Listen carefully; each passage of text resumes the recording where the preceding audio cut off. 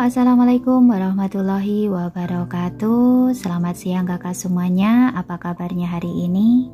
Semoga kita semua dalam keadaan sehat selalu, bahagia selalu, panjang umur, dan sukses selalu. Amin ya robbal alamin.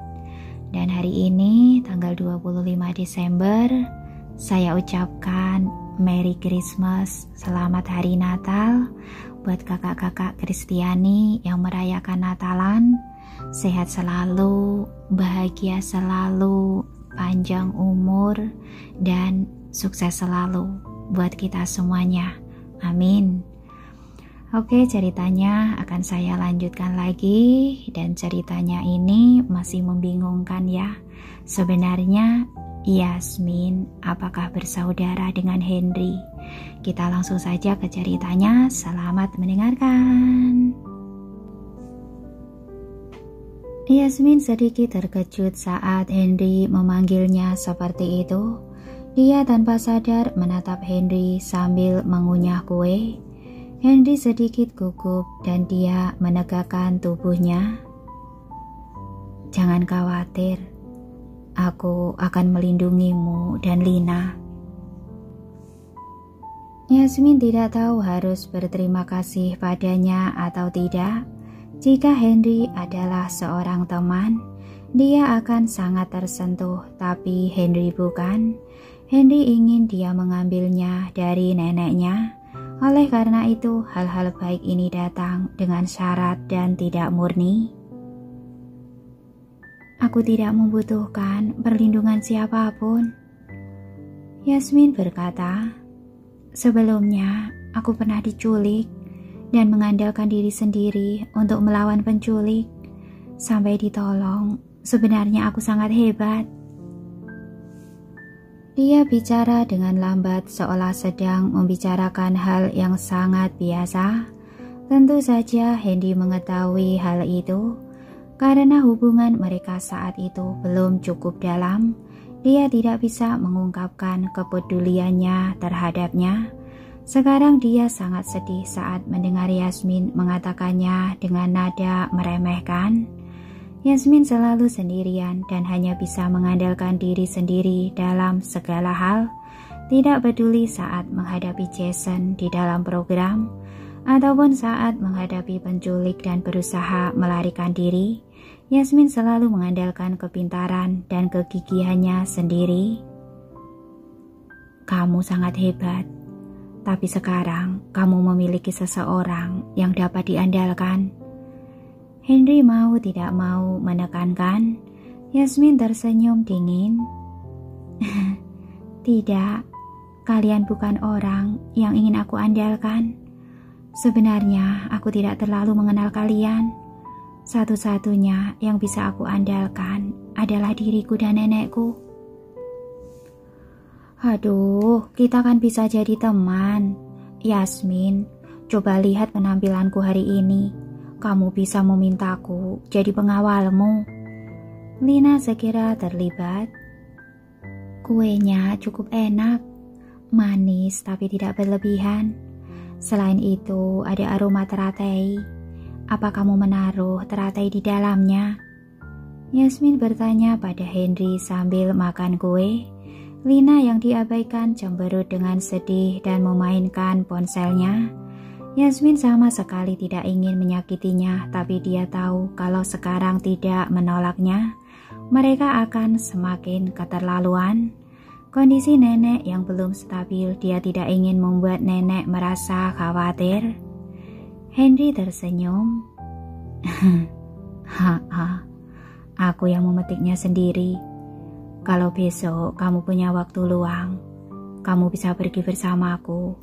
Kolam teratai ini sangat indah.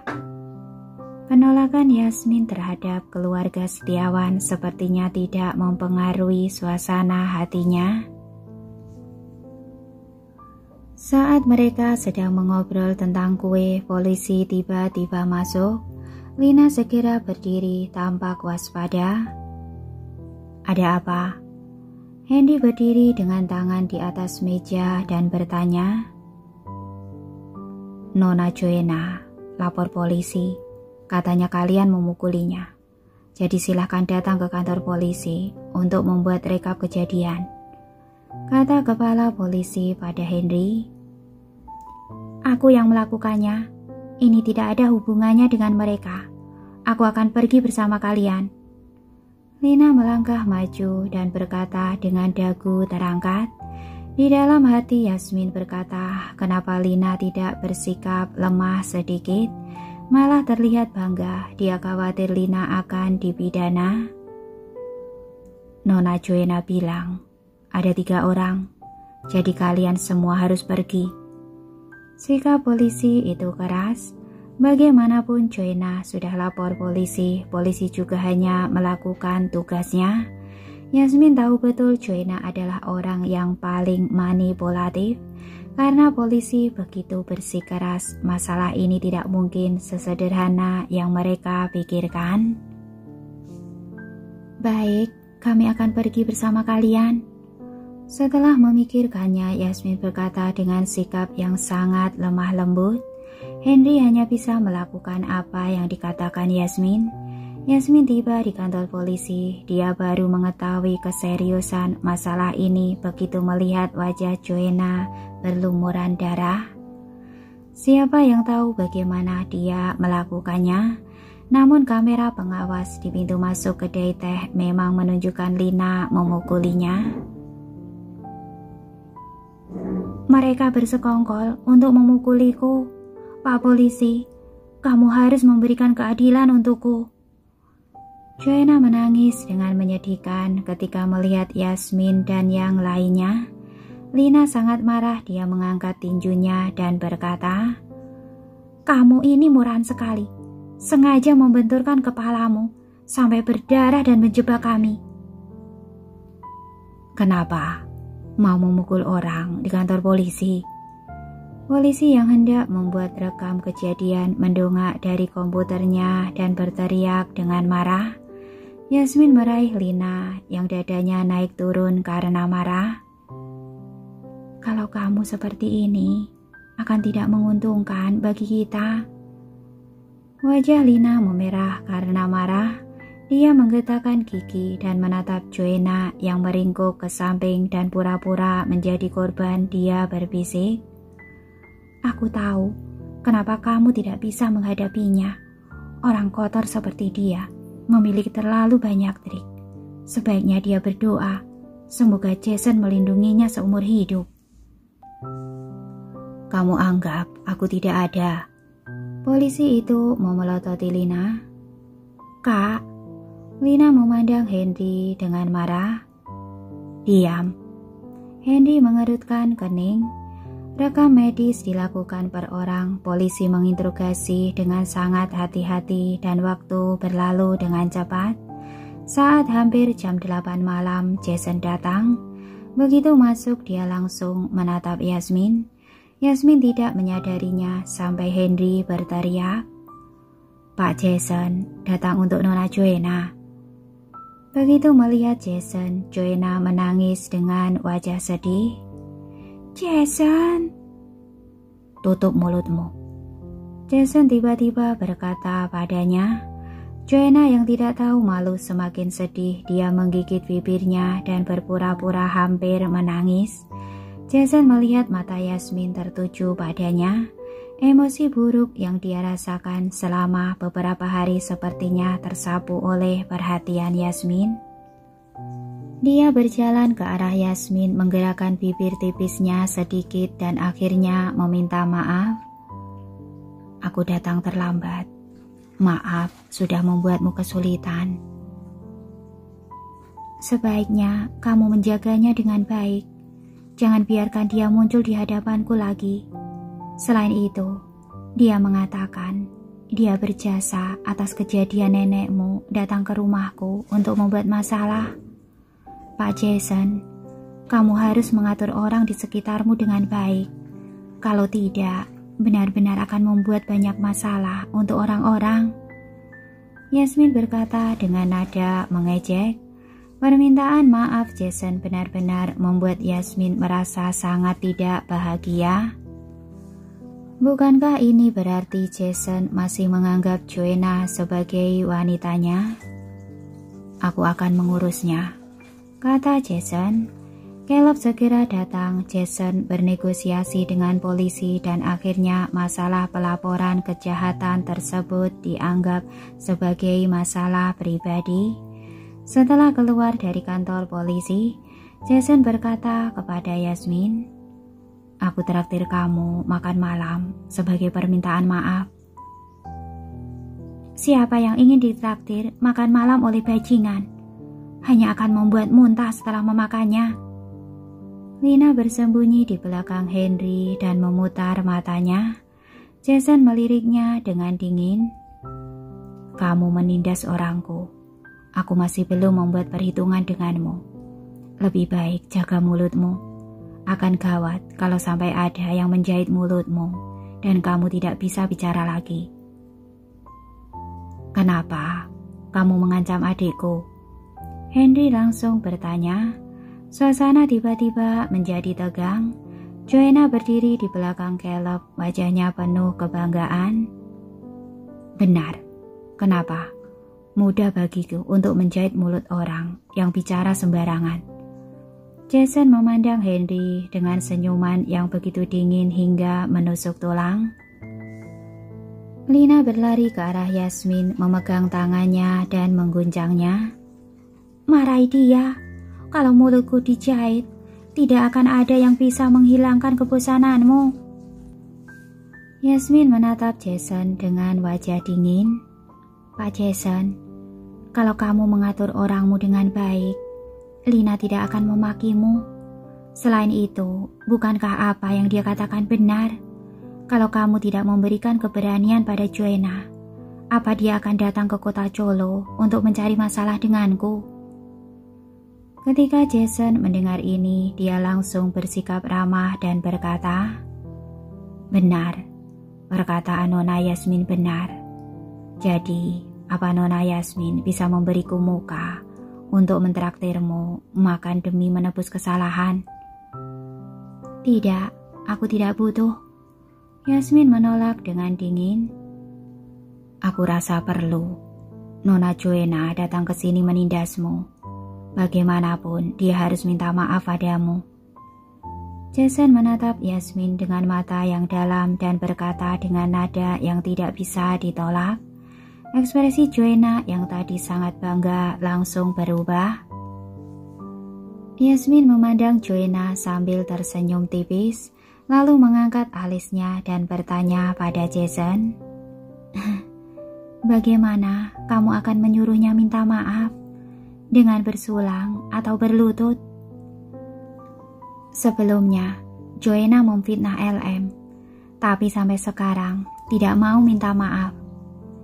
Jason juga melihat ke arah Joanna dan berkata dengan tenang, "Apapun yang Nona Yasmin inginkan, katakan saja padanya. Walaupun membuatnya minta maaf akan membuat orang senang, tapi permintaan maafnya akan membuatku tidak bisa menelan makananku. Lebih baik Pak Jason mengirimnya pergi saja," kata Yasmin ringan. Dia tidak suka menindas orang lain, selain itu mereka sama-sama wanita. Dia merasa walaupun Joanna berlutut dan minta maaf, akan terasa seperti penghinaan bagi dirinya sendiri sebagai seorang wanita. Jason melirik ke arah Caleb yang dengan cepat berkata pada Joanna, "Nona Joanna, ayo pergi." Joanna menggigit bibirnya dan memanggil dengan ekspresi sedih, "Kak Jason." "Kamu kembali dulu," kata Jason. "Nona Joanna, hari ini ada beberapa hal yang ingin aku sampaikan pada kalian." Saat ini Yasmin tiba-tiba bicara. Joanna menghina di dalam hatinya, tapi dia tetap terlihat manis dan polos di luar. "Alasan kenapa kamu berani datang ke kota Colo untuk mengolok perceraianku adalah karena Jason memberimu kepercayaan diri. Aku tidak menyuruhmu berlutut dan minta maaf karena menurutku kamu sungguh menyedihkan. Apa menurutmu aku melepaskanmu karena takut pada seorang pria yang memberimu kekuasaan untuk menindas orang lain? tapi saat melindungimu, memilih menyuruhmu minta maaf pada wanita lain. Yasmin bertanya pada Joanna dengan tenang. Kata-katanya sangat mempermalukan Joanna. Jason mendengarkan dengan diam tapi tidak marah. Tentu saja dia punya tujuan sendiri membiarkan Joanna pergi. Aku benar-benar berpikir, kamu seharusnya merasa malu. Berapa lama kamu bisa bertahan dengan berpura-pura menyedihkan untuk mendapatkan rasa kasihannya? Jason jauh lebih pintar dari yang kamu kira. Kamu kira siapa yang bisa kamu permainkan? Yasmin terus bertanya padanya. Yasmin dulu mengira Jason menyayangi Joanna, tapi hari ini sepertinya Jason sama sekali tidak peduli pada Joanna. Kalau hari ini dia ingin Joanna berlutut minta maaf, Jason juga akan membuat Joanna melakukannya. Justru karena itulah dia menganggapnya konyol. Bukankah Joanna seharusnya malu karena telah datang ke sini menindasnya demi pria yang bisa kapan saja menginjak-injaknya? Joanna tanpa sadar melirik Jason, tapi Jason tampak acuh tak acuh. Pak Jason, makannya lain kali saja. Hari ini aku hanya ingin makan dengan temanku. Selesai bicara, Yasmin berbalik pergi. Lina segera menyusul Yasmin dan bertanya dengan suara pelan. Kenapa kamu tidak menyuruhnya minta maaf? Meskipun hanya permintaan maaf lisan juga lumayan. Hanya membuatku mual, jawab Yasmin. Hendy mengikuti Yasmin dalam diam. Sebenarnya dia agak mengerti maksud Yasmin. Sebelumnya Jason tidak pernah menyayangi dan menghargainya. Sedangkan Yasmin sekarang hanya melihat dirinya yang pernah begitu bodoh mencintai Jason sampai kehilangan dirinya sendiri. Dia merasa menyedihkan dan konyol tentang hal ini. Kemurahan hati Jason lebih seperti sanjungan. Henry masuk ke dalam mobil dan memberitahu Yasmin. Siapa yang peduli dengan apa yang dia pikirkan? Kata Yasmin dengan tenang. Mereka sudah bercerai, dia tidak ingin terlibat lagi dengan Jason. Tidak peduli sebaik apapun perkataan mereka saat perceraian. Dia tahu jelas neneknya tidak akan mengizinkannya menempel pada Jason lagi. Setelah mereka pergi, Jason berbalik dan berjalan menuju mobilnya. Joanna dan Caleb masuk ke mobil bersama. Jason tidak menyalahkan Joanna, tapi bahkan tidak meliriknya. Caleb mengemudikan mobilnya dengan tenang. Suasana di dalam mobil membuatnya merasa tercekik. Jason, Joanna tidak dapat menahannya lagi dan memanggilnya. Jason memandangnya dengan acuh tak acuh tanpa mengatakan apa-apa. Perilakunya membuat Joanna sangat panik. Dia mengulurkan tangannya untuk menyentuh Jason, tapi Jason menghindarinya. Apa yang kamu lakukan? Jason bertanya dengan dingin. Aku tahu aku salah. Aku tidak akan mencarinya lagi. Maafkan aku ya. Joanna berkata sambil menangis. Jason menatapnya dengan pandangan menyelidik untuk sesaat lalu tiba-tiba tertawa. Aku tahu betul. Kamu tidak tahu kalau kamu salah. Joanna menangis. Joanna, Yasmin hari ini sudah mengingatkanmu. Pertumpahan darah tidak layak terjadi untuk orang seperti kamu. Jason memasang ekspresi dingin di wajahnya. Tidak peduli apapun yang kamu lakukan, tetap tidak ada gunanya. Joanna tampak tidak rela. Dia sama sekali tidak memahamimu. Memangnya kamu memahamiku? Jason bertanya dengan sinis. Setidaknya aku sudah mengenalmu sejak lama, kata Joanna dengan air mata di pipinya. Jason mendengus dingin. Dia tiba-tiba menatap Joanna dengan mata yang sangat dingin hingga membekukan sampai mati. Lalu berkata, Joanna, Sudah cukup sampai hari ini saja. Kalau kamu datang memprovokasi Yasmin lagi, aku tidak akan peduli lagi apa yang akan terjadi padamu. Tapi kamu berjanji pada kakakku, kamu akan selalu menjaga aku. Joanna tiba-tiba mendesis. Jason tidak menjawab, hanya memandangnya dengan dingin dan merasa konyol.